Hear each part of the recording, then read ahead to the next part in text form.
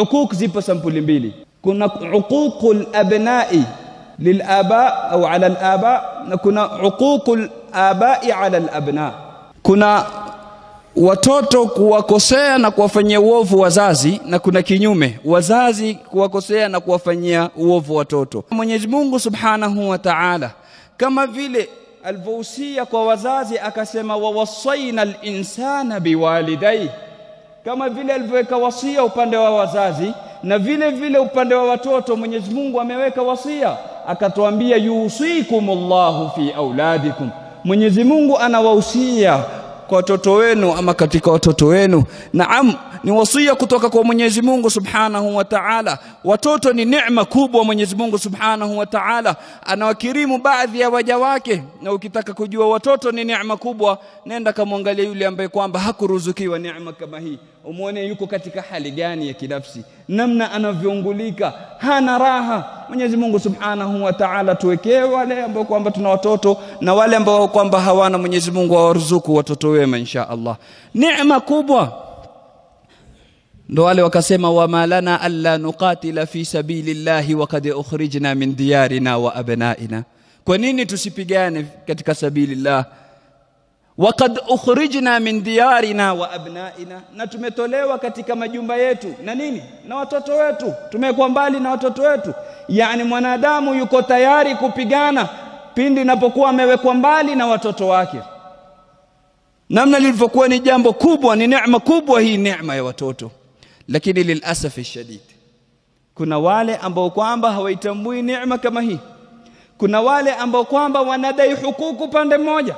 Mara nyingi kuzungumzwa birrul walidain, kwa kuzungumzwa huququl walidain, kuwafanyia wema wazazi wawili, na wazazi nao wakishasikia maudhui kama hizi mashaallah, sasa yuko tayari ataka kila kitu yeye kwa jina la birrul walidain. Yeye aweza sikufanyia lolote, bali akakufanyia na maovu kwa jina la nini?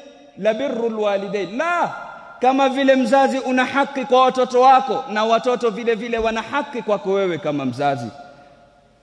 Wengine wanakwenda kuchukua mali ya watoto wao kwa hujja gani? Hadithi iliyopokea al-Imam Ahmad anakuambia anta wa maluka li abika, wewe na mali yako ni ya babako, kwa hivyo lete mali yako yote hapa. Mzazi anakwenda kushika nini? Hadithi anta wa maluka li ab. Kwanza hadithi hii ina maneno, ina udhaifu. Al-Imam Shafi'i ametaja hilo na al-Imam al-Baihaqi na wengineo. Pili, maana ya hadithi sio hiyo. Hakuna mwanachuoni hata mmoja katika maulama wa umma alofasiri hivyo, kwa anta wa maluka li abika ni kwa mali yako wewe yote ni milki ya babako. La, ingekuwa mali yako yote ni milki ya babako, basi ukifariki ya nini kugawanywa mirathi? Ingechukua baba moja kwa moja. Lakini kuna wakati baba apata kidogo kuliko wengine.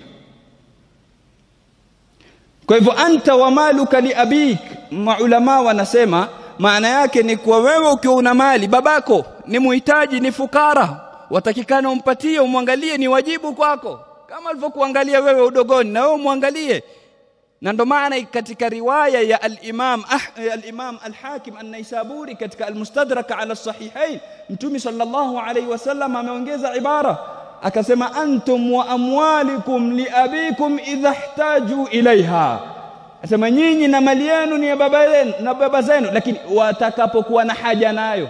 Yani mzazi akiwa na haja ya mali, mtoto ni wajibu kwake kumwangalia, lakini haina maana mtoto afanye tabu, apate tabu, afanye kazi, aende mbio, ajenge za kujenga, anunue vya kununua, alafu wewe kama mzazi unakuja kuvichukua kwa urahisi. Na lilasaf, la kusikitisha, wazazi wengine huyachukua wakaenda wakawapa ndugu za yule kijana, yakaenda yakachomwa yakamalizwa.